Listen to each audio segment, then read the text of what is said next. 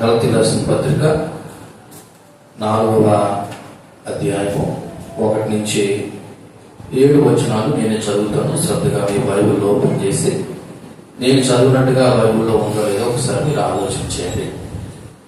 మరియు నేను చెప్పింది ఏమనగా, వారసుడు అన్నింటికి కర్తనయ్యను, బాలుడై ఉన్నంత కాలం అతనికి దాసునికి ఏ భేదము లేదు. తండ్రి చేత నిర్ణయింపబడిన దినమున వచ్చే వరకు అతడు సంరక్షకుల యొక్క గృహ నిర్వాహకుల యొక్క అధీనంలో ఉండను. అటువలే మనము కూడా బాలురమై ఉన్నప్పుడు లోక సంబంధమైన మూల పాఠములకు లోబడి దాసులమైంటిమి. అయితే కాలం పరిపూర్ణమైనప్పుడు దేవుడు తన కుమారుని పంపును.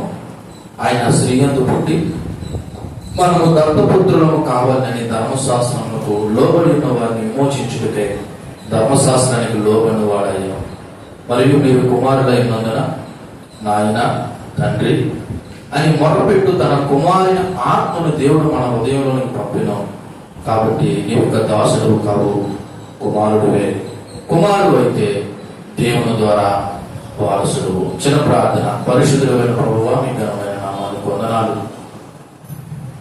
ఈ చదవబడిన లేఖన భాగంలో ఉన్న సత్యాన్ని మేము గ్రహించి ప్రభు దయచేసి వింటున్న వారి యొక్క హృదయాన్ని మీరు బలపరిచి అనాసక్తులే నిద్రాసక్తులే కాకుండా వాక్య ఆసక్తులే ఇక మీ వాక్యంను ప్రేమించే వారిగా ఉండి ప్రభు దయచేసి బలహీనులను నన్ను బలపరిచి మీరు మహిమ పొంది మమ్మల్ని రక్షించమని యేసుక్రీస్తు నామములో ప్రార్థన అడిగి వేడుకుంటున్నాం తండ్రి, ఆమేన్. ఒక 2 రోజుల క్రితం ఒక వార్త నేను చదివాను.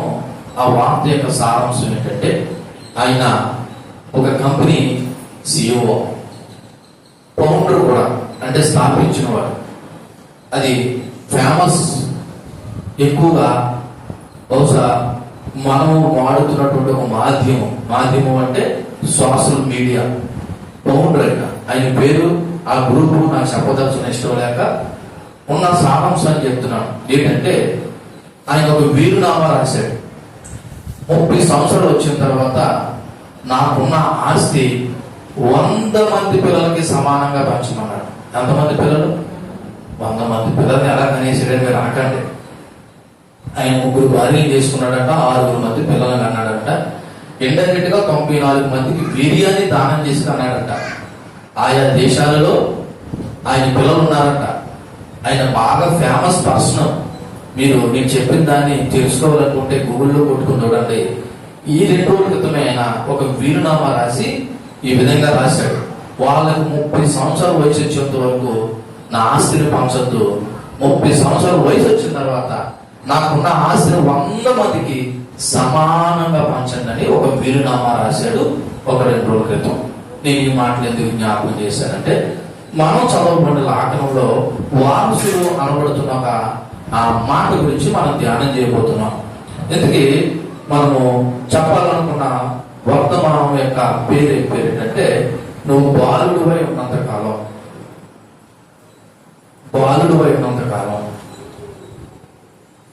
మనం ఏమై ఉన్నాము అన్నది ఒకసారి జ్ఞాపకం చేసుకుంటాం. వచ్చే వారం నువ్వు వారసుడు అయితే నువ్వు ఏం పొందుకుంటావు అన్నది జ్ఞాపకం చేసుకుంటాం. ఇప్పుడు నేను చదవబడినటువంటి మొదటి మాట, మొదటి వచనం ఈ విధంగా ప్రారంభించబడ్డది.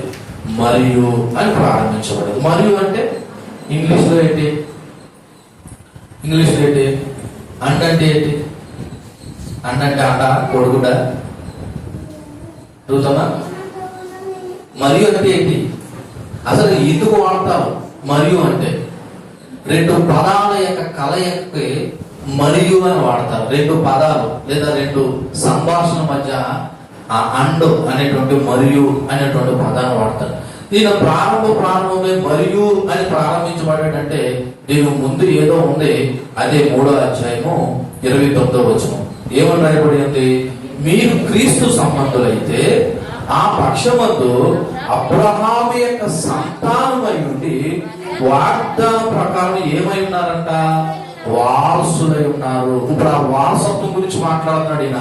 మరియు అని మొదలుపెట్టి 29వ వచనంలో దేని గురించి ముగించాడంటే నువ్వు క్రీస్తు సంబంధం అయితే ఆ పక్షమందు అబ్రహాము సంతానమై ఉండి వాగ్దానం ప్రకారం నువ్వు ఎవరవుతున్నావు అంటే వారసుడు అవుతున్నావు. ఇప్పుడు ఆ వారసుడు ఎలాగా అన్నది ఈ 4వ అధ్యాయం ప్రారంభం నుంచి మొదలు పెడుతూ మరియు నేను చెప్పినదేమనగా అని పౌలు భక్తుడు ఆనాటి సామాజిక సాంస్కృతిక పరిస్థితుల్ని వాళ్ళకి అర్థమయ్యే రీతిలో తన పర్సనల్ గానే మాట్లాడుతూ ఉన్నాడు. అంటే ఆనాడు ఉన్న ఆ గలతీయులలో ఉన్న సంఘస్థులకు అర్థం కావాలని ఆనాటి పరిస్థితులు, ఏనాటి పరిస్థితుల్ని, ఆనాడు ఆ సమాజంలో ఉన్న కొన్ని ఉదాహరణలు చూపించి ఈ విధంగా నేను చెప్పినది ఏమనగా అని వారసుడు అన్నిటికీ ఏమైనాడంట, కర్తై ఉన్నను, బాలుడై ఉన్నంత కాలము అతనికి దాసునికి ఏ భేదము లేదని కొన్ని పోలికలను జ్ఞాపకం చేస్తున్నారు. ఇక్కడ కొన్ని మాటలు కనబడుతున్నాయి, మీరు మళ్ళా జ్ఞాపకం చేసుకోండి. నేను జ్ఞాపకం చేస్తున్నాను. వారసుడు, దాసుడు. ఏంటండి? వారసుడు, దాసుడు. నిజానికి వారసుడు అనగా తండ్రి తర్వాత తన ఆస్తి అంతటికి లేదా వారసత్వానికి అర్హుడైన వాడు. ఆస్తికే కాదు, దాని ఇంటి పేరు కూడా ఆయన ఏమంటాడు? వారసుడు. అయితే బాలుగా ఉన్నంత కాలం అతనికి దాసుడికి నట ఏ భేదము లేదని పౌలు జ్ఞాపకం చేస్తాడు. ఇక్కడ దాసుడు గురించి మాట్లాడాలి ఒకసారి. వారసుడై ఉన్నా బాలుడై ఉన్నంత కాలం దాసుడికి అతనికి భేదం లేదని ఎందుకు అంటున్నాడు అంటే, ఒకసారి దాసత్వం గురించి లేదా దాసుడి గురించి జ్ఞాపకం చేసుకుందాం. మనము పోయిన వారంలో జ్ఞాపకం చేశాను. అంత ముందు వారం పిలువని పత్రిక చెప్పుకున్నప్పుడు కూడా దాసుడి గురించి చెప్పబడిన మాట ఏంటంటే, ఆయనకి ఏ విధమైన హక్కులు ఉండవు, అధికారం ఉండదు, స్వేచ్ఛ ఉండదు. ఆ ఇంట్లో ఆయన ఒక మన భాషలో చెప్పాలంటే ఒక గడ్డులాగా పనిచేయాలి, అంటే ఒక పశువులాగా పనిచేయాలి. దాసుడికి స్వేచ్ఛ ఉండదు, హక్కులు ఉండవు, అధికారాలు కూడా ఉండవు. ఆనాటి రోమా సామ్రాజ్యంలో ఆనాడు దాసత్వం అనేది ఒక సహజం. మార్కెట్లో పశువులు కొన్నట్టు ఆ రోజుల్లో మనుషులు కూడా కొనుక్కుని ఇంటికి తెచ్చుకునేవారు. ఇప్పుడు ఆ తేవనేటువంటి దాసుడు యజమాని చెప్పిన ఏ పనైనా చేయాలి. నేను చెయ్యను అనడానికి ఏమీ లేదు. అలాగని చేసినందుకు వాడికి జీతం కూడా లేదు. ఎందుకంటే ఆల్రెడీ వాడు కొనుక్కుని తెచ్చుకున్నాడు. కాబట్టి ఏ టైంలోనైనా ఎప్పుడైనా వేళ కాకపోయినా దాసుడు ఏం చేయాలంటే పని చేయవలసిందే. ఇప్పుడు వారసుని ఎవరితో పోలుస్తున్నాడు పౌలు అంటే దాసుడితో పోలుస్తున్నాడు. అసలు వారసుని దాసుడితో పోల్చడం ఏంటి?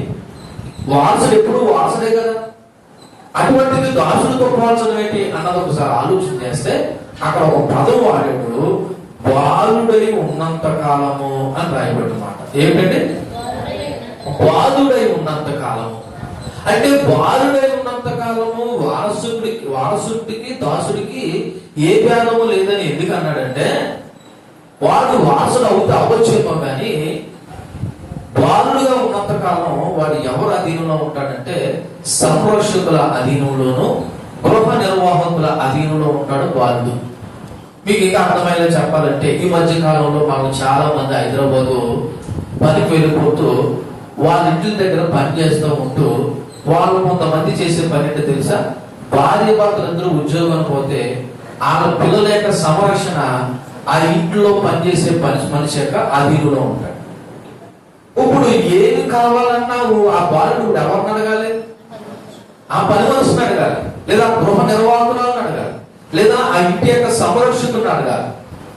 అమ్మా నాన్నలు డ్యూటీకి వెళ్ళిపోతారు. ఇప్పుడు ఎంతకాలము అంటే అక్కడ ఒక మాట్లాడిన మాట కండిషన్ బాలుడై ఉన్నంత కాలం. ఇప్పుడు బాలుడై ఉన్నంత కాలం అతని ఆస్తిని ఖర్చు పెట్టుకున్న హక్కు ఎవరికి లేదు? బాలుడికి లేదు. దాసుడికి ఉందా? దాసుడికి లేదు. నాకు ఇది కావాలి అది కావాలనే స్వేచ్ఛ బాలుడికి ఉందా? ఇప్పుడు దాసుడికి కూడా లేదు. ఈ ఆస్తి అంతా నాదే కాబట్టి నేను ఒక కారు కొనుక్కుని తిరుగుతాను అని అడిగే అధికారం బాలుడికి లేదు, దాసుడికి లేదు. ఇక్కడ మీరు గమనిస్తే బాలుడు బాలుడు బాలుడు బాలుడు దాసుడు దాసుడు దాసుడు అంటే వారసుడై ఉన్న బాలుడై ఉన్నంత వరకు ఇంట్లో దాసుడికి ఏ విధమైన విలువ లేదో, హక్కు లేదో, అధికారం లేదో, స్వేచ్ఛ లేదో, ఇప్పుడు ఆ ఇంటి వారసుడు అయినా సరే బాలుడై ఉన్నంత వరకు ఇప్పుడు వాడికి కూడా ఏం లేదు, ఏ విధమైన అధికారాలు, స్వేచ్ఛ లేవు అనేది మనం గమనించవలసిన విషయం. ఆనాడు రోమా సామ్రాజ్యంలో కానీ యూదుల యొక్క సంస్కృతిలో కానీ ఈ పద్ధతి ఉండేది కాబట్టి ఆ పద్ధతినే ఆ గలలీయలో ఉన్న సంఘానికి లేదా గలతీయులు పడుతున్న సంఘానికి పౌలు భక్తుడు జ్ఞాపకం చేస్తున్నాడు. ఇప్పుడు ఈ వచనం ఏం చెబుతుంది, మనకి ఏం నేర్పుతుంది అంటే గమనించండి. ఎంతవరకు నేను లోకపరంగా ఆనాటి సంస్కృతులు మాట్లాడాను, ఇప్పుడు ఆధ్యాత్మికంగా ఆలోచన చేద్దాం. యేసు ప్రభు మీద విశ్వాసం ఉంచే వరకు లేదా ప్రభువు ఈ లోకానికి వచ్చేంత వరకు మనం ఎవరంటే బాలురము. యేసు ప్రభు మీద ఏముంచే వరకు? విశ్వాసం ఉంచే వరకు, లేదా యేసు ప్రభు ఈ లోకానికి వచ్చే వరకు ఈ భూమి మీద ఉన్న సమస్త జనులు ఎవరంటే బాలుడు లాంటి వాళ్ళు. అంటే ఇక్కడ మన ఆధ్యాత్మిక స్థితి ఏంటన్నది తెలియపరచబడదు. ఇక్కడ మన ఆధ్యాత్మిక స్థితి ఏంటన్నది తెలియపరచబడదు. యేసు ప్రభు రాకడం అంటే యేసు ప్రభు రాకడం అంటే రెండో రాకడం కాదు. ఆయన ఫస్ట్ టైం ఈ భూమి మీద వచ్చేంత వరకు ఆనాటి యూదులు అనబడుతున్న వారు కానీ లేదా భూ ప్రపంచంలో ఉన్న మనుషులు కానీ ఈనాడు యేసు ప్రభు ఈ లోకానికి వచ్చేసినా సరే ఇంకా చాలా మంది నమ్మకుండా విశ్వాసం ఉంచకుండా ఉంటారు చూసారా, వీళ్ళు అందరూ కూడా బాలుడై ఉన్నంత వరకు కూడా వాళ్ళకి ఏ విధమైన హక్కులు, స్వేచ్ఛ, అధికారం లేదు. అంతవరకు ఆనాడు యూదులు ధర్మశాస్త్రం అనబడుతున్న సంరక్షకుడి యొక్క అధీనంలో ఉన్నారు. బాలుడు గృహ నిర్వాహకుడి యొక్క అధీనంలో ఉన్నట్టు ఆనాడు యూదులు ఎవరి అధీనంలో ఉన్నారు? యేసు ప్రభు వచ్చేంత వరకు ధర్మశాస్త్రము, మోషేకి దేవుడు ఇచ్చిన ధర్మశాస్త్రం యొక్క అధీనంలో ఉండి ఆ ధర్మశాస్త్రం వాళ్ళకి ఒక సంరక్షకుడు లాగా పనిచేసింది. ఇప్పుడు క్రీస్తుపై విశ్వాసం ద్వారా ఇప్పుడు మనం ఎలా మార్చబడుతున్నామంటే దేవుని యొక్క సంతానం కింద మార్చబడుతున్నాం. అందుకని 7వ వచనంలో రాయబడి ఉన్నది. సరే, ఈ మొదటి వచనంలో ఉన్న విషయాన్ని ఒకసారి మనం ఆలోచన చేస్తే ఇంకా ఇప్పుడు క్రీస్తు రాకముందు లేదా విశ్వసించక ముందు మన యొక్క ఆధ్యాత్మిక స్థితి ఏంటన్నది ఈ వచనం గుర్తు చేస్తాం. ఉదాహరణకి నా వైపు చూడండి. ఇక్కడున్న మనం అందరము కూడా యేసు ప్రభువును నమ్మేము లేదా విశ్వసించామనే కారణాన్ని బట్టి మందిరానికి వచ్చాము. దీన్ని బట్టి నేను అభినందిస్తున్నాను, దేవుడు కూడా సంతోషిస్తాడు మీరు మందిరానికి వచ్చినందుకు. కానీ ఇంతకంటే మించి ఇంకొక పని కూడా మనం ఉంచవలసిన పని తెలుసా? ఆయన మీద సంపూర్ణమైన పరిపూర్ణమైన నమ్మకం ఉంచాలి. ఎందుకు ఈ మాట నేను అన్నానంటే చూడండి, దేవుని మీద నమ్మకం కానీ మనకు వచ్చితే మనం దేవుని పిల్లలమై ఉంటామనే విషయాన్ని గత వారం యోహాను సువార్త 1:12 వచనం ప్రకారం కాగా తన నామమందు విశ్వసించిన వారందరికీ ఆయన దేవుని పిల్లలకు ఏమిచ్చాడు? అధికారం ఇచ్చాడు. మందిరం వచ్చినందుకు అధికారం ఇవ్వలేదు, పాటలు పాడినందుకు ఆయన అధికారం ఇవ్వలేదు, వాయించినందుకు ఆయన అధికారం ఇవ్వలేదు, నాలాంటి వాడు వాక్యం చెప్తున్నందుకు దేవుని పిల్లలకు ఆయన అధికారం ఇవ్వలేదు. కేవలం ఆయన మీద నమ్మకం ఉంచినందుకే దేవుని పిల్లలకు ఆయన ఏమిచ్చాడు? అధికారం ఇచ్చాడు. ఇప్పుడు దేవుని పిల్లలు అయ్యాడంటే ఇప్పుడు దేవుడు అన్ని అతనికి అవుతాయవ్వా, ఎందుకంటే వారసుడు కాబట్టి. కానీ దేవుడి మీద నమ్మకం ఉంచినంత కాలం మీరు ఎవరో తెలుసా? బాలుడు లాంటి. ఎవరు? బాలుడు. నిజానికి తండ్రికి ఉన్నవన్నీ కూడా వారసుడివే, కానీ బాలుడు అయినంత కాలం అవి ఏవి వాడికి తక్కువ. ఆ ఇంట్లో దాచుడు ఎలా తింటున్నాడో ఈ బాలుడు కూడా అలాగే తినేసి ఊరుకొని ఉండాలి అంతే. ఆ దాచుడు బట్టలు కట్టుకుని ఎలాగైతే పని చేస్తున్నాడో వీడు కూడా ఆ బట్టలు కట్టుకుని పని చేయడు, కానీ కాకపోతే చదువుకుంటాడు. వాడి యొక్క బాగోగులన్నీ కూడా ఆ సంరక్షకుడు చూసుకుంటాడు. కానీ తండ్రి యొక్క వారసత్వము, ఆస్తి ఎప్పుడు వస్తుందో తెలుసా? బాలుడు అనే వయసు దాటిన తర్వాత ఇప్పుడు తండ్రి కొన్నవన్నీ కూడా ఎవరి అవుతాయి? ఆ వారసుడికి అవుతాయి. అయితే ఇవన్నీ వాడికి అవ్వాలంటే వీడు ఏ స్థాయి, ఏ స్థితి దాటి వెళ్ళాలా? ఏ స్థాయి, ఏ స్థితి దాటి వెళ్ళాలా? బాలుడు అనే స్థాయి, ఆ స్థితి దాటి వారసుడు అనబడుతున్న స్థాయిలోకి రావాలి. ఇప్పుడు తండ్రి అయినవన్నీ మనకి కూడా అవ్వాలి, మనకి కూడా చెందాలంటే మనము బాలుడై ఉన్నంత కాలము తండ్రికి సంబంధించినవి మనకి ఏమి కూడా సంబంధం లేనట్టే. మరి ఎప్పుడంటే మేము ఆల్రెడీ పెళ్లి అయిపోయాము, పెద్దోళ్ళు అయిపోయాము, పిల్లలు కనేసాము, మనవాళ్ళు కూడా పెళ్లి చేసేసి మేము ముడి తల్లులు అయిపోయాము అని మీరు అనుకోవచ్చు. కానీ ఒక మాట చెప్తున్నాను, నువ్వు ప్రభు మీద నమ్మకం ఉంచినంత వరకు నువ్వు ఎవరువో తెలుసా? బాలుడు, బాలికవే. నువ్వు పండు ముసలిదానం అయిపోయినా, ఒక రేపు పాపు చనిపోయే స్థితిలోకి వచ్చేసిన, ఇలా గుర్తుపెట్టుకో తల్లులారా, ప్రభు మీద నమ్మకం ఉంచకపోతే మన ఆధ్యాత్మిక స్థితి ఏమో తెలుసా? బాలుడము. ఎవరు అండి? బాలుడము. బాలుడికి బానిసకి ఏ మాత్రము తేడా లేదు. రెండోది, క్రీస్తును అంగీకరించడం ద్వారా క్రీస్తు యొక్క గుర్తింపు మనలో కలుగుతుంది. ఎవరిని అంగీకరించడం ద్వారా? క్రీస్తుని అంగీకరించడం ద్వారా దేవుని యొక్క గుర్తింపు కూడా మనకి పొందుతారు. ఉదాహరణకి అపోస్తలులు అనబడుతున్న 12 మంది మేము యేసుక్రీస్తు శిష్యులు అనేసరికి వాళ్ళు ఒక రకమైనటువంటి గుర్తింపు. ఎందుకని ఆ గుర్తింపు ఎవరి నుండి వచ్చింది? దేవుని యొక్క గుర్తింపు వాళ్ళకి గుర్తింపుగా మారింది. నువ్వు యేసుక్రీస్తు మీద నమ్మకం, విశ్వాసం ఉంచడం ద్వారా దేవుని యొక్క గుర్తింపు నీ గుర్తింపుగా కూడా మారుతుంది అన్నది ఒకటి జ్ఞాపకం చేసుకుందాం. మూడోది, ధర్మశాస్త్రము లేదా చట్టాలపై ఆధారపడడం కంటే, దేని మీద?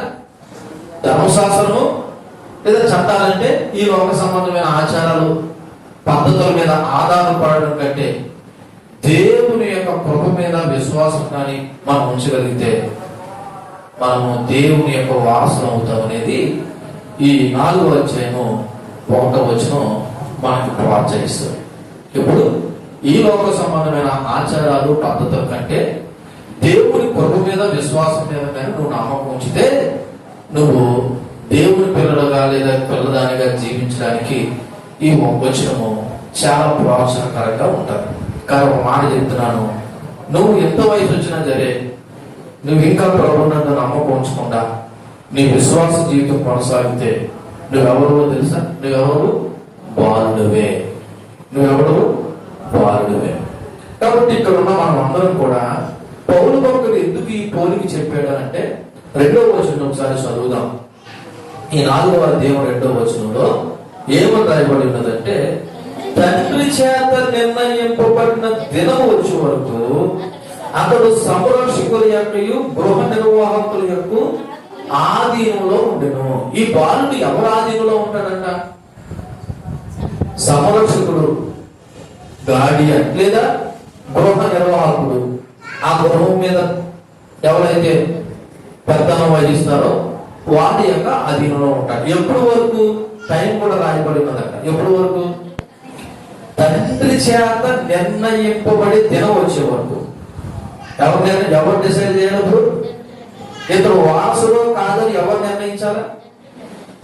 అక్కడ ఏమన్నా టైము అంటే 18 సంవత్సరాలు వచ్చిన తర్వాత, వయసు వచ్చిన తర్వాత మన భారతదేశం యొక్క చట్టం ప్రకారం వీడు మైనారిటీలో మెజారిటీలోకి వచ్చాడు కాబట్టి తండ్రి యొక్క ఆస్తులన్నీ వీడియే అని అనడానికి లేదట.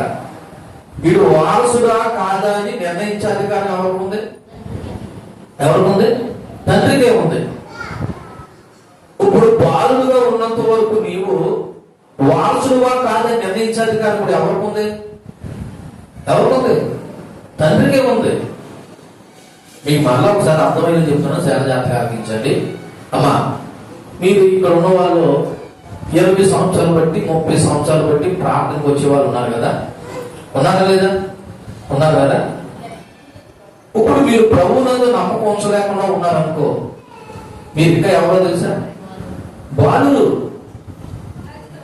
అదే 30 సంవత్సరాలు బట్టి మేము ప్రార్థన కోసం మమ్మల్ని బాలుడు, బాలికలు అంటారేంటి మీరు అని మీరు అనొచ్చు. ఎందుకో తెలుసా? తండ్రి మిమ్మల్ని ఇంకా నిర్ణయించలేదు వారసులుగా. తండ్రి ఎప్పుడు నిర్ణయిస్తాడో తెలుసా? ఎప్పుడు నిర్ణయిస్తాడో తెలుసా?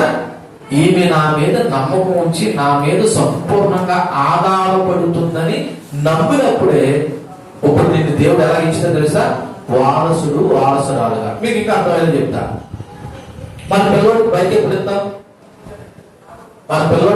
ఇస్తాం? ఆడు నడపగలరు, బాగా నడపగలరు, ఆడికి బైక్ ఇస్తే క్షేమంగా బయటికి ఇంటికి రాగలడు అని నమ్మిన తర్వాత ఇస్తామా? బైక్ నడపం వచ్చిందని ఇచ్చేద్దామా? ఒకసారి వాడు నేర్చేసుకుంటాడు ఏదో విధంగా, అయినా సరే మనం ఏం చేయము, బైక్ ఇవ్వము. నిజానికి మనం చాలా భారతదేశ చట్టాలను ఉల్లంఘిస్తుంటాం. లైసెన్స్ లేకపోయినా బండి నడుపుతుంటాం, వయసు రాకపోయినా బండి నడుపుతుంటాం. ఏం లేకపోయినా, లైసెన్స్ లేకపోయినా బండి నడుపుతుంటాం, వయసు రాకపోయినా బండి నడుపుతాం. మీకు తెలుసా బండి నడపడానికి కూడా వయసు ఉంది తెలుసా? మనం చదివే మోటార్ సైకిల్, మనం నడిపే మోటార్ సైకిల్ నడపడానికి కూడా భారతదేశ ప్రభుత్వం ఒక నియమం పెట్టింది. సరే, ఇవన్నీ నేను ఎందుకు చెప్తున్నానంటే ప్రతి దానికి ఒక కొలమానం ఉంది. ఇప్పుడు ఈయన వారసుడో కాదో అని తెలియపరచడానికి ఎవరు నిర్ణయించాలంట? తండ్రి. ఏ తండ్రి? మీ తండ్రి కాదు, మనం నమ్ముకున్నటువంటి తండ్రి ఈయన వారసుడు వారసురాలని మనం నిర్ణయించే ఒక దినం ఒకటి ఉందంట. సరే, ఆ దినం గురించి మాట్లాడడానికి ముందు ఈ బాలుని యొక్క స్థితి ఎంతవరకు అన్నది అక్కడ రాయబడిన మాట. ఈ బాలుని ఎంతవరకు ఈ స్థితిలో ఉంటాడో మరియు ఎవరు అధీనంలో ఉంటాడు అన్నది ఒకసారి ఆలోచన చేస్తే చూడండి. ఒకటి సంరక్షకుడు లేదా గృహ నిర్వాహకుడు అధీనంలో ఉంటాడంటే బాలుడు. సో బాలుని వ్యక్తిగత శ్రేయస్సు మరియు వారి యొక్క విద్యను చూసుకుంటూ అతని సంపద మరియు ఆస్తులు నిర్వహించే అధికారము ఎవరిదంటే సంరక్షకుడు. ఎవరి ఆదేశాల మేరకు తెలుసా? తండ్రి ఆదేశాల మేరకు. ఎలా చూడండి నా వైపు, ఇదిగో ఈరోజు నా కొడుక్కి ఈ రకమైన బట్టలు వేసి వాడిని స్కూల్కి పంపించు, వాడికి ఈ రకమైన తిండి పెట్టుకొని ఎవరిస్తారు ఆదేశాలు? తండ్రి ఇస్తాడు. ఎవరికి ఇస్తాడు ఆదేశాలు? సంరక్షకుడికి ఇస్తాడు. ఈ సంరక్షకుడు ఎవరు ఆదేశాల మేరకు పనిచేయాలి? తండ్రి ఆదేశాల మేరకు పనిచేయాలి. అయ్యో, ఇంట్లో నన్ను సంరక్షకుడిగా ఉంచాడు, గృహ నిర్వాహకుడిగా ఉంచాడు కాబట్టి నా ఇష్టం వచ్చినా నేను చేస్తానంటే కోరదు. ఈ సంరక్షకుడు కూడా ఎవరు ఆదేశాల మేరకు పనిచేయాలి? తండ్రి యొక్క ఆదేశాల మేరకు పనిచేయాలి. ఇది ఏం చెప్తుందంటే ఇశ్రాయేలు ప్రజలు ధర్మశాస్త్రం కింద జీవించిన కాలాన్ని చెబుతుంది. ఇశ్రాయేలు ప్రజలు ధర్మశాస్త్రం కింద జీవించిన కాలము ఒక సంరక్షకుడి యొక్క కాలము. అలాగే నేటి మనం ఆలోచన చేస్తే మనం ఏ ధర్మశాస్త్రం కింద లేము, కానీ కొన్ని లోక సంబంధమైన ఆచారాలు పద్ధతుల కింద మాత్రం ఉన్నారు. ఉన్నారా లేదా? ఉన్నామా నేను అంటలేదు, నేను లేదు కాబట్టి ధైర్యంగా మాట చెప్తున్నాను. కొంతమంది ధర్మశాస్త్రం కింద లేకపోయినా ఈ లోక సంబంధమైన ఆచారాలు పద్ధతుల కింద ఉన్నారు. అంటే నువ్వు ఎవరి కింద లేవు అన్నమాట, యేసుక్రీస్తు యొక్క అధీనంలో లేవు. ఈ సంరక్షకుడు అనే పదము ఏమి తెలియపరుస్తుందంటే ఆనాడు ఇశ్రాయేలు ప్రజలు ధర్మశాస్త్రం కింద అధీనంలో ఉన్నారు ఆనాడు. కానీ యేసుక్రీస్తు వచ్చిన తర్వాత నువ్వు ధర్మశాస్త్రం అధీనంలో ఉండవలసిన అవసరము లేదు. నేడు యేసు ప్రభువును నమ్ముకున్న తర్వాత నువ్వు కూడా లోక పద్ధతుల యొక్క అధీనంలో ఉండవలసిన అవసరం కూడా లేదు. అలాగని సాంప్రదాయాలను లేకపోతే గౌరవప్రదమైనటువంటి పద్ధతులను కొట్టివేయాలని నేను చెప్పట్లేదు. పెద్దను గౌరవించాలి అన్నది ఒక సాంప్రదాయం, అది మనం పాటించాలి, కాదంటలేదు. కొన్ని మతపరమైన లేకపోతే లోకానుసారమైన కొన్ని పద్ధతులు ఉంటాయి, నిజానికి అవి చేయవలసిన అవసరము లేదు. నిజమైన క్రైస్తవుడు క్రీస్తు పద్ధతుల కింద ఉంటాడు. ఎవరి పద్ధతుల కింద ఉంటాడు? క్రీస్తు పద్ధతుల కింద. నువ్వు పాటిస్తే ఏ పద్ధతులు పాటించాలా? దేవుడు చేయమన్న పద్ధతులు పాటించాలి. ఇశ్రాయేలు ప్రజలు ఆనాడు ధర్మశాస్త్రం కింద ఉన్నట్టు ఈ బాలుడు కూడా ఒక సంరక్షకుడు కింద ఉన్నాడు.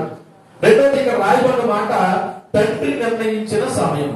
దీని గురించి మీకు కొన్ని విషయాలు చెప్పాలి. ఆనాడు రోమా సామ్రాజ్యంలో లేదా యూదుల యొక్క సంస్కృతిలో వారి వయసు 14 నుంచి 17 సంవత్సరాలు లేదా 18 సంవత్సరాల లోపు ఆ తండ్రి ఏ రోజైనా జరిగి వారసుడంటే డిక్లేర్ చేయొచ్చాడు. అది ఎవరి చేత నిర్ణయింపబడుతుందని రాయబడింది అక్కడ? తండ్రి చేత. 18 సంవత్సరాలు వచ్చాయని కాదు సుమా, వీడికి ఈ బాధ్యతలు అప్పచెప్తే వీడు చేయగలడు, లేదా వీడికి ఒక అవగాహన కలిగి ఉన్నాడు, వీడికి ఆస్తి అప్పగించిన, లేకపోతే ఒక బాధ్యత అప్పచెప్పిన, లేదా ఒక పని అప్పచెప్పిన వీడంతా వీడు చేయగలడు అని తండ్రి నమ్మిన ఒక రోజున ఒక రకమైనటువంటి, ఇలా చూడండి ఏ విధంగా చేస్తారో తెలుసా, టోగా వెరాలెస్ అనే ఒక వస్త్రాన్ని అతని మీద ధరింపజేసి ఆ రోజుని అనౌన్స్ చేస్తాడంట. ఈ రోజు నుంచి ఈ కుమారుడు బాలుడు కాదు వారసుడు అని అనౌన్స్ చేసి ఒక పెద్ద పండగలా చేస్తారంట యూదులు. మళ్ళా జ్ఞాపకం చేస్తారు, యూదుల సంస్కృతిలో కానీ లేదా ఆనాటి రోమా సామ్రాజ్యంలో ఉన్న పద్ధతిని బట్టి అప్పుడు దాకా సంరక్షకుల యొక్క అధీనంలో ఉన్న ఆ బాలుడు టోగా విరాలిస్ అనేటువంటి ఒక పద్ధతి ద్వారా ఒక వస్త్రాన్ని వాడి కొండువాలాగా, మన భాషలో చెప్పాలంటే పెద్దలు భుజం మీద కొండువాలు వేసుకున్నట్టు ఓ కొండువాలాగా వాడు భుజం మీద వేసి ఈసారి నుంచి బాలుడు సంరక్షకుల యొక్క అధీనంలో ఉంటాడు. ఈసారి నుంచి ఎవడో తెలుసా, వారసుడు. అంటే వీడికి స్వేచ్ఛ ఉంది, అధికారం ఉంది, హక్కులు కూడా ఉన్నాయి. ఈసారి నుంచి ఇంట్లో ఉన్నవి ఆ ఇష్టం వచ్చినట్టు ఖర్చు పెట్టుకోవచ్చు, ఇష్టం వచ్చినట్టు ఆడికి ఆ హక్కు ఉంది, స్వేచ్ఛ ఉంది, వీడికి అధికారం కూడా ఉందని చెప్పేసి ఆ రోజు తండ్రి అనౌన్స్ చేస్తాడంట. అంతవరకు సంరక్షకుల అధీనంలో ఉన్న ఆ బాలుడు ఇప్పుడు ఏమయ్యాడు తెలుసా, బాలుడు కాదైనా వారసుడు అయ్యాడు. ఏమయ్యాడండి, వారసుడు. దీని యొక్క ఆధ్యాత్మిక అర్థం ఏంటన్నది మీకు చెప్తాను. ఆధ్యాత్మిక అర్థం నేను ఆనాడు చారిత్రకపరమైన అర్థం చెప్పాను, ఇప్పుడు ఆధ్యాత్మికమైన అర్థం ఏంటన్నది ఒకసారి ఆలోచన చేస్తే, సంరక్షకులు లేదా గృహ నిర్వాహకుడు అనేది ధర్మశాస్త్రాన్ని సూచిస్తుందండి. ఇది దేవుని ప్రజలు క్రీస్తు రాకడ వరకు నడిపించింది. ఈ ధర్మశాస్త్రము ఎక్కడ దాకా నడిపించింది, దేవుని ప్రజల్ని యేసు ప్రభు యొక్క రాకడ వరకు నడిపించింది. దానికి 3వ అధ్యాయము 24వ వచనం చదువుతాం. గలతీయులకు రాసిన పత్రిక 3వ అధ్యాయం 24వ వచనం. కాబట్టి మనము విశ్వాసం వలన నీతిమంతులు మనం తీర్చబడినట్లు క్రీస్తునందుకు మనం నడిపించుటకు ధర్మశాస్త్రము మనకు బాల శిక్షాకుడాయను. ఈ ధర్మశాస్త్రము ఎవరి దగ్గర నడిపించడానికి ఉపయోగపడదంట, క్రీస్తునందుకు.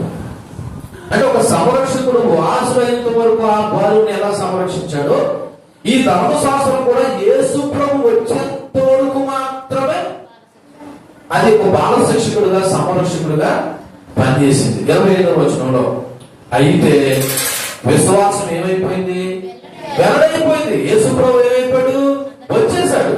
కాబట్టి కనుక ఇక మనం ఎవరి కింద లేము, ఎవరి కింద లేము అంటే బాల శిక్ష అనే పేరు కింద, ధర్మశాస్త్రం కింద మనము లేము.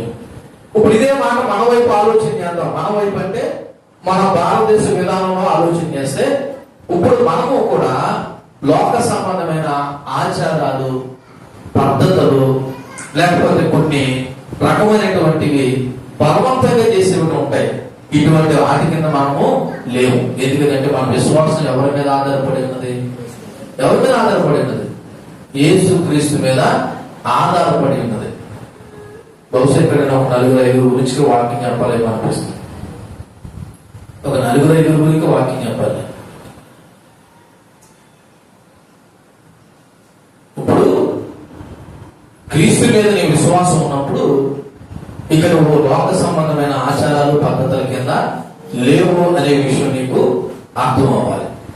తర్వాత తండ్రి నియమించిన సమయము అంటే క్రీస్తు రాకడను సూచిస్తుంది. ఎవరు రాకడ, క్రీస్తు రాకడ. ఏ రాకడ, రెండో రాకడ కాదు.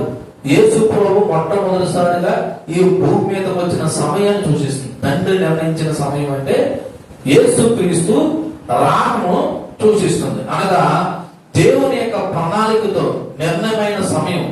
అదే 4వ అధ్యాయం 4వ వచనంలో రాయబడినది.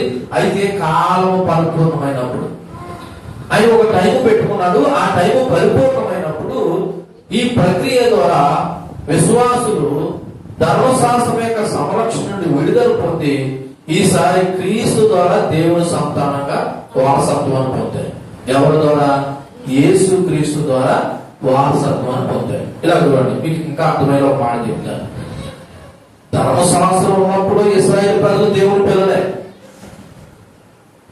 కానీ ధర్మశాస్త్రం వాళ్ళ చట్టాల కింద, నియమాల కింద వచ్చింది. యేసు ప్రభు వచ్చిన తర్వాత వాళ్ళకి ఏం కలిగిన విడుదల కలిగి, స్వేచ్ఛ కలిగి, ఇప్పుడు డైరెక్ట్ గా యేసు క్రీస్తు ద్వారా ఎవరు పిల్లలు అయ్యారంటే దేవుని పిల్లలు అయ్యారు. అందుకే 3వ అధ్యాయం 29వ వచనం ఎలా ప్రారంభపడ్డది? 29వ వచనం, మీరు క్రీస్తు సంబంధులైతే. ఎవరి సంబంధం కావాలి మనం? క్రీస్తు సంబంధం. క్రీస్తు సంబంధం ఎలా అవుతున్నాము? ఆయన మీద విశ్వాసం ఉంచడం ద్వారా అవుతున్నాం. ఎందుకంటే విశ్వాసం ఎలాడైపోయింది, ఓపెన్ అయిపోయింది.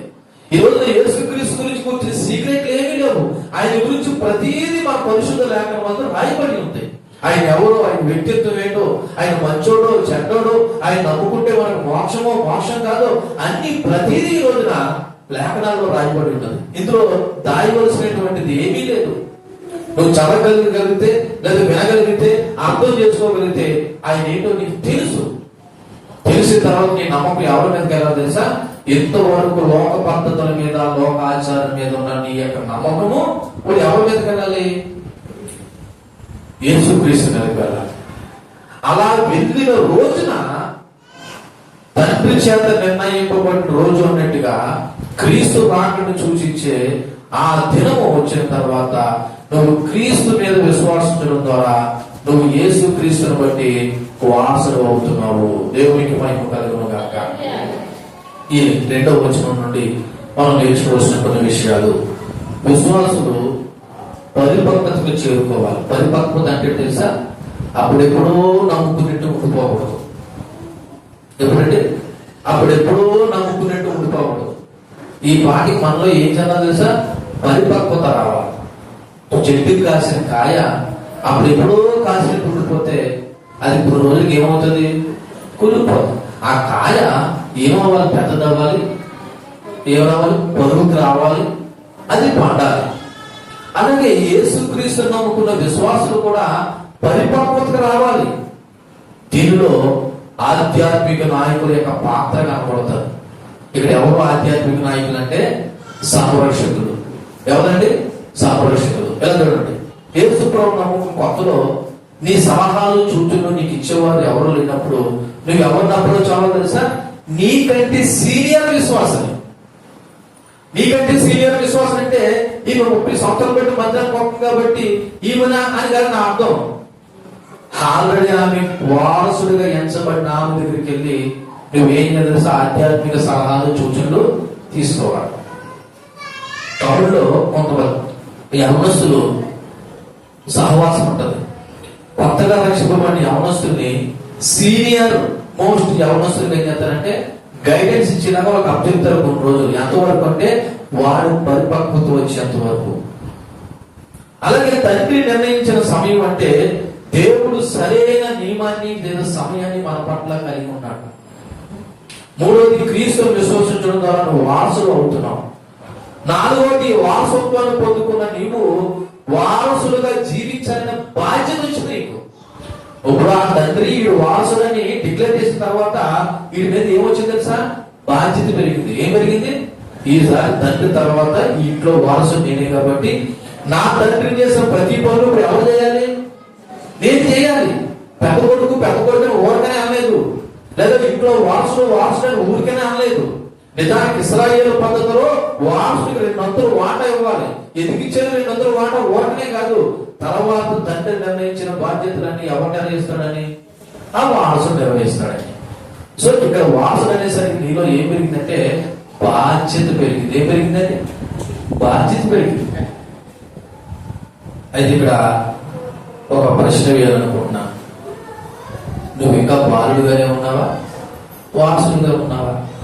ఒక వారసుడుగా ఉంటే నీ బాధ్యతను నిర్వర్తిస్తున్నావా, పరిపక్వతకు వచ్చావా లేదని ఒకసారి ఆలోచించవలసిన అవసరం ఎంతైనా ఉంది. కానీ ఒక మాట చెప్తున్నాను, క్రీస్తుతో వారసుడుగా ఉండడం అంటే నువ్వు వ్యక్తిగతంగా ఎటువంటి నిర్ణయాలు తీసుకున్నావు, నువ్వు తీసుకున్న నిర్ణయాలు ఏమైనా నీ దైనందిన జీవితాన్ని ప్రభావితం చేయగలుగుతుందా లేదన్నది ఒకసారి ఆలోచించే. ఇక 3వ వచనాన్ని చదువుతాం. 3వ వచనం, అటువలే అంటే ఎటువలే 1-2 వచనాల్లో చెప్పబడినట్లు అదే విధంగా ఏ విధంగా బాలుడు వారసుడుగా గుర్తింపు పొందే వరకు సంరక్షకుడు అధీనంలో ఉండినట్లు మనము కూడా క్రీస్తు వచ్చేంత వరకు లేదా ఆయన నమ్మేంత వరకు మనము కూడా ఈ లోక సంబంధమైన మూల పాఠములకు లోబడి దాసులుగా ఉన్నాము. అక్కడ రాయబడిన మాట 3వ వచనంలో, అటువలే మనము బాలుడమై ఉన్నప్పుడు లోక సంబంధమైన మూల పాఠములకు లోబడి దాసులమైంటిమి. ఇక్కడ ఒక 3 మాటలు కనపడుతున్నాయి. ఆ 3 మాటలు అర్థం చెప్పి నేను ముందుకు వెళ్తా. ఈ 3వ వచనంలో చెప్పబడిన మాట తెలుసా? అటువలే. ఎటువలే? ఒక బాలుడు సంరక్షకుడు అధీనంలో ఉన్నంత వరకు ఓ రోజున తండ్రి నిర్ణయించిన బాలుడు వారసులైనట్లు, అలాగే మనము కూడా బాలుడమై ఉన్నప్పుడు అనగా ప్రభు నమ్ముకోలేనప్పుడు అనగా యేసు ప్రభు లోకాలకు రాకముందు మనం కూడా ఎలా ఉన్నామంట? బాలుడమై ఉండి ఈ లోక సంబంధమైన మూల పాఠములు అనే నెంబర్ వేసుకుందాం. ఒకసారి చూడండి, ఏమి రాయబడినది? భూతములు అని రాయబడి. భూతాలంటే ఒక లోక సంబంధమైన ఆధ్యాత్మిక శక్తి. చూడండి, చాలా మంది లోక సంబంధమైన దేవుళ్ళకి దేవతల్ని నమ్ముతూ ఉంటారు, పూజిస్తూ ఉంటారు. వాళ్ళ నమ్మకాన్ని మనం కాదనలేము, ఎందుకంటే వాళ్ళ విశ్వాసం వాళ్ళది. కానీ ఇక్కడ మనం చెప్పవలసిన మాట, నువ్వు బాలుడు ఉన్నంత వరకు నువ్వు అలాగే ఉన్నావు. ఎలా ఉన్నావు? ఈ లోక సంబంధమైన మూల పాఠములకు తట్టు తిరిగి లోబడి నువ్వు ఎలా ఉన్నావు తెలుసా? దాసుడులా ఉన్నావు. ఈ వచనము ధర్మశాస్త్రం కింద ఉన్నంతసేపు నీ స్థితి ఏంటో చెప్తుంది. యేసు ప్రభువు నమ్మిన తర్వాత నీ స్థితి ఏంటో చెప్తుంది. అమ్మా నా వైపు చూడండి, ఈ లోక సంబంధమైన ఆచారాల్లో ఉన్నంత వరకు నీ స్థితి ఏంటో చెప్తుంది. యేసుక్రీస్తు నమ్మిన తర్వాత నీ స్థితి ఏంటో చెప్తుంది. అందుకే నేను కొన్నిసార్లు మీరు మారలేదు నేను ఎలా చెప్తున్నాను తెలుసా? ఎలా చెప్తున్నాను? నువ్వు ఉన్న స్థితిని బట్టి చెప్తున్నాను. నువ్వు దేని కింద ఉన్నావు స్థితిని బట్టి చెప్తున్నాను. లేదా నాకు ఏదో దేవుడు ఏదో బయలుపరిచేయడం చెప్పట్లేదు. నాకు దేవుడు నాకు తలంతో కూడా ఇవ్వలేదు. కానీ బహిరంగ కనబడి దాన్ని బట్టి చెప్తున్నాను. నువ్వు మారేవో మారలేదన్న దాన్ని బట్టి. ఇదిగో అటువలే మనము కూడా బాలుడమై ఉన్నంతసేపు లేదా అలాగే యేసు ప్రభువును నమ్ముకుని కూడా ఇంకా ఈ లోక సంబంధమైన ఆచారాల పద్ధతులు పాటించున్నంతసేపు నువ్వు దేనికి లోబడి ఉన్నావంటే ఈ లోక సంబంధమైన మూల పాఠకు లోబడి నువ్వు ఏమైనా దాసుడు. దాసుడంటే ఇల్లు లేనోడు, బంధింపబడినవాడు, స్వేచ్ఛ లేనోడు, అర్హత లేనోడు. ప్రభు నమ్ముకున్న చెప్పు మనం అలాగే ఉన్నామని ఇక్కడ చెప్తున్నాడు. స్వయాన పౌలే తనని కూడా కలుపుకొని చెప్తున్నాడు. ఏమన్నా మొదలెట్టాడు? 3వ వచనం, అటువలే మనమును అన్నాడు. ఏమన్నాడు?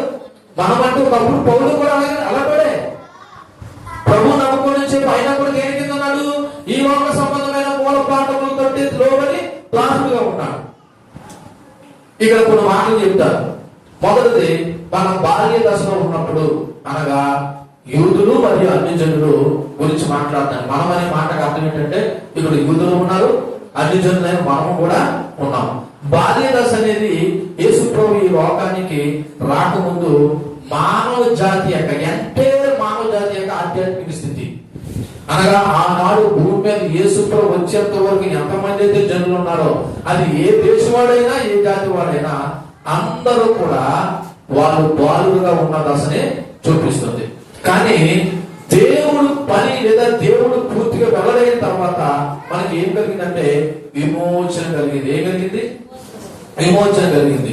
చూడండి, కొరింథీయులకు రాసిన మొదటి పత్రిక 13వ అధ్యాయము 11వ వచనం చదువుదాం ఒకసారి. కొరింథీయులకు రాసిన మొదటి పత్రిక 13వ అధ్యాయము 11వ వచనం. నేను పిల్లవాడిని ఉన్నప్పుడు పిల్లవాని వలె మాట్లాడి తిని, పిల్లవాని వలె తలంచి తిని, పిల్లవాని వలె యోచించి తిని, ఇప్పుడు పెద్దవాడినే ఏ శాస్త్రం అనేసాను? పిల్లవాడి శాస్త్రంలో. ఇప్పుడు ఎంతసేపు ఇంతకాలం యేసుప్రభువును నమ్ముకుని ఇంకా పిల్లవాడి శాస్త్రం పోవ కొంతమందికి. పిల్లవాడి శాస్త్రం అంటే నేను మాట్లాడేది చిన్నపిల్లల శాస్త్రాల గురించి మాట్లాడతలేదు. యేసుప్రభువును నమ్ముకుని ఇంకా ఈ లోక సంబంధమైనటువంటి పిల్ల శాస్త్రం వేసే వాళ్ళ గురించి మాట్లాడుతున్నాను నేను. ఇక్కడ అపోస్తలుడు పౌలు తన అనుభవపూర్వకంగా మాట్లాడుతున్నాడు. నేను పిల్లవాడై ఉన్నప్పుడు అంటే మనం చదవబడిన లేఖనాల్లో చెప్పబడినప్పుడు నేను బాలుడై ఉన్నప్పుడు 1 వచనంలో ఏం చెప్పింది? బాలుడై ఉన్నంత వరకు నువ్వు ఎవరు కాదు, వారసుడు కాదు. ఆలోచిస్తారా తల్లిలారా? నువ్వు బాలుడైనంత వరకు నువ్వు ఎవరు కావు? వారసుడు కావు. అందుకే నేను పిల్లవాడిగా ఉన్నప్పుడు పిల్లవాడి వలె మాట్లాడుతుని, పిల్లవాడి వలె తలంచుతుని, పిల్లవాడి వలె ఆలోచించుతుని. కానీ ఇప్పుడు నేను ఏమైపోయాను అంటే సడన్ గా ఎదిగిపోయాడు కాదు అర్థం. దేవుని ఎందుకు విశ్వాసం ఉంచాను కాబట్టి ఇప్పుడు పిల్లవాడి శాస్త్రం మానేశాను అంటున్నాడు. అమ్మా మిమ్మల్ని అడుగుతున్నాను, మీరు పిల్లవాడి శాస్త్రం మానేశారా? లోక సంబంధమైన ఆచారాలు మానేశారా? ఇప్పటికీ కూడా మంచి చెడులు, ముహూర్తాలు, గడియలు, ఆచారాలు, పద్ధతులు పాటించే మీరు పిల్లవాళ్ళే. ఎందుకంటే నువ్వు బాలులో ఉన్నప్పుడు అలా ఉన్నావు, వాటికి దాచుకుపోయి ఉన్నావు. కానీ ఈరోజు నువ్వు పెద్దోడివి. పెద్దోడు అంటే ఏంటి? యేసు ప్రభువు నమ్మిన వాడివి. అక్కడ రాయబడిన మాట 1:3 మళ్ళా నేను చదువుతున్నాను. మనము బాలులమై ఉన్నప్పుడు. రెండోది లోక సంబంధమైన మూల పాఠములు అన్నాడు. ఏమన్నాడు? లోక సంబంధమైన ఇక్కడ 3 చెప్పాలి. ఒకటిది ధర్మశాస్త్రం, రెండవది మతపరమైన సాంస్కృతిక నియమాలు, మూడవది భూతాలు. ఒకటి ధర్మశాస్త్రం. ధర్మశాస్త్రం ఎవరికి సంబంధించింది? యూదులకు సంబంధించింది. యూదులు మోసే ధర్మశాస్త్రం యొక్క నియమాలు, ఆచారాలు వారిని నడిపించే కానీ బంధకాలను ఉంచేది ధర్మశాస్త్రం. ఎందులో ఉంచేసింది? మన ధర్మశాస్త్రం ఎందులో ఉంచిందంటే ధర్మశాస్త్రం కింద నుంచి వాళ్ళకి విడుదల రాలేదు. విడుదల ఎప్పుడు వచ్చింది? యేసు ప్రభువు నమ్మిన తర్వాత వచ్చింది. అది మూలపాఠం ఆ రోజున యూదులకి. ఈసారి అన్ని మన గురించి మాట్లాడుకుంటే కొన్ని మతపరమైన పద్ధతులు, కొన్ని కులపరమైన పద్ధతులు, కొంతమంది కుల కట్టుబాట్లు అంటారు, కొంతమంది మత కట్టుబాట్లు అంటారు. ఆ కుల కట్టుబాట్లు, మత కట్టుబాట్ల నుండి విడుదల పొందాలనే కదా దేవుడు నీ కొరకు నా కొరకు ప్రాణం పెట్టి నా యందు నమ్మకం ఉంచమన్నది. కానీ ఇప్పటికీ కూడా చాలా మంది యేసు ప్రభువును నమ్ముకున్నా సరే ఇంకా మత కట్టుబాట్లు, కుల కట్టుబాట్లు, ఆ కొట్టుబాట్లు, ఈ కొట్టుబాట్లు అని చెప్పేసి ఇంకా ఎక్కడ ఉన్నారంటే బంధకాలంలోనే ఉన్నారు. ఎక్కడ ఉన్నారు? బంధకాలంలోనే ఉన్నారు. మూడోది ఒకసారి ఆలోచన చేస్తే భూతాలను రాయబడదు కదా. ఇవి ఒక ఆధ్యాత్మిక సంబంధమైన దురాత్మ శక్తులు, లేదా ఈ ప్రపంచంలో పాప స్వభావాన్ని సంబంధించినవి, లేదా లోక సంబంధమైన దేవుళ్ళు దేవతలబడుతున్న బంధకాల్లో ఉండిపోయిన వాళ్ళు. ఎంత యేసు ప్రభువును నమ్ముకున్నా దేవుడిదే, లోకాలు దయ్యేవాళ్ళు.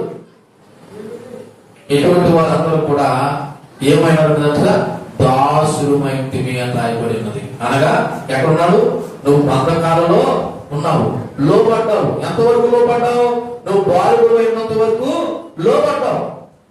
కానీ ఈరోజు యేసు ప్రభు వచ్చాడా లేదా ఈ లోకానికి? ఆయన మీద నమ్మకం ఉంచావా లేదా?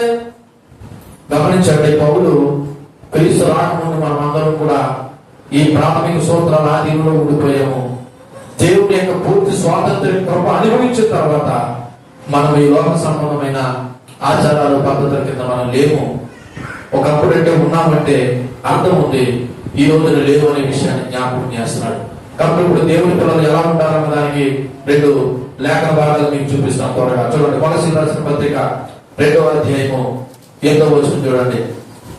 కొలస్సీయులకు రాసిన పత్రిక 2వ అధ్యాయము 8వ వచనం. 2వ అధ్యాయం 8వ వచనం. ఆయనను అనుసరింపక. చూడండి మళ్ళీ చదువుతున్నాను. అమ్మ ఆలోచించండి మీరే. ఆయనను అనుసరింపక. ఎవరిని సత్యవతి? ఎవరిని?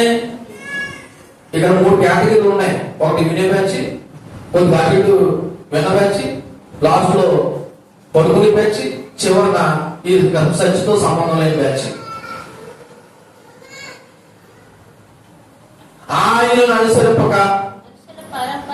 ఎవరు పారంపర్యాలంటే మనుషులు పెట్టిన పారంపరాచార్యాలు చాలా ఉన్నాయి. లేదా మన దేశంలో, లేదా మన రాష్ట్రంలో, లేదా మన ఇంట్లో, మన ఒంట్లో ఎవరు పెట్టివన్నీ ఉదాహరణ చెప్పుకుంటే బాగోదు, కానీ నాకు అది తెలుసుకున్నప్పుడు దుఃఖం అవుతూ ఉంటారు. మనుషులు ఒక మనిషిని ఎంత ఆర్థికమైన స్థితికి పోగదీసేస్తున్నారో మనుషులు పెట్టినవన్నీ.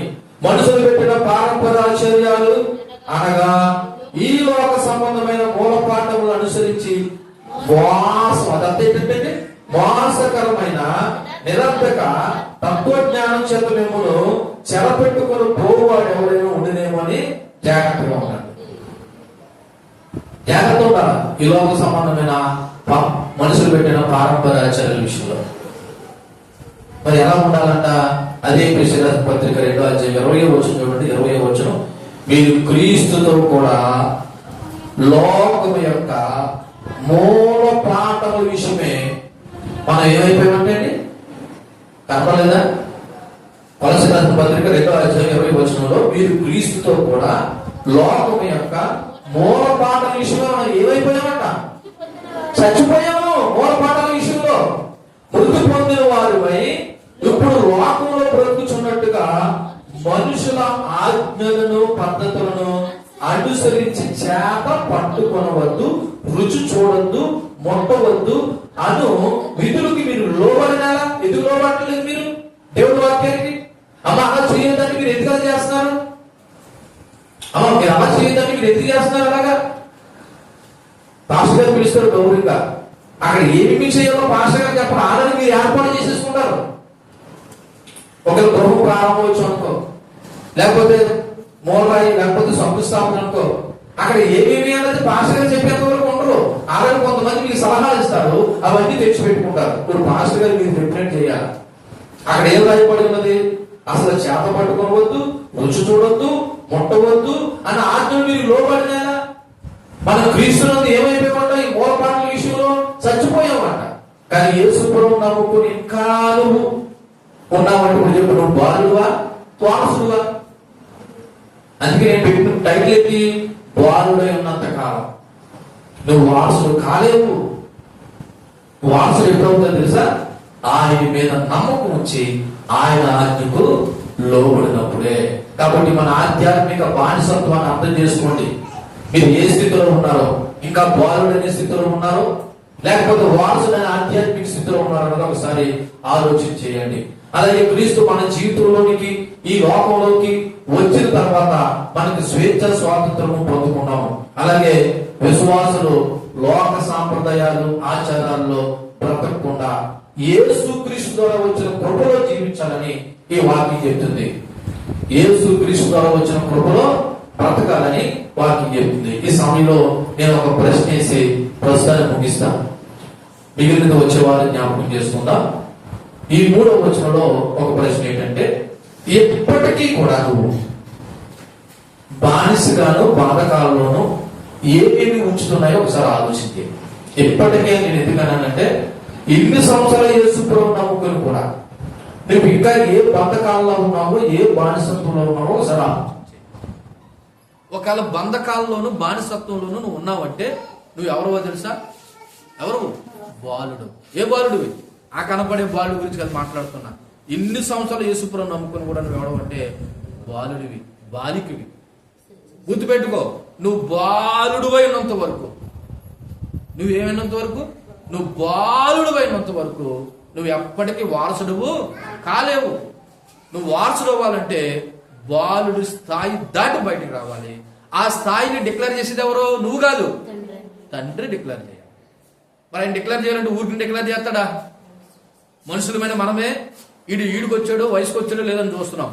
మరి దేవుడు దేని బట్టి డిక్లేర్ చేస్తాడని మీరు ఆలోచించే. నేను ముగిస్తున్నాను. ఈ ఉదయకాల సమయంలో దేవుడు నీతోనూ నాతో మాట్లాడిన మాట, నువ్వు బాలుడు అయినంత వరకు నువ్వు వారసుడు ఎన్నడూ కాలేవు. నువ్వు ఇంకా బాలుడిగా ఏ విషయాల్లో ఉండిపోతున్నావో, ఇంకా ఈ లోక సంబంధమైన మూల పాఠంలో తిరిగి, ఇంకా అవసరమైతే ముందు ఈ మూల పాఠాలు ఏంటన్నది మనం ఇంకా వివరంగా ఆలోచన చేద్దాం. కాబట్టి దేవుడు నీకు విడుదల ఇచ్చాడు, స్వేచ్ఛ ఇచ్చాడు, విమోచన ఇచ్చాడు.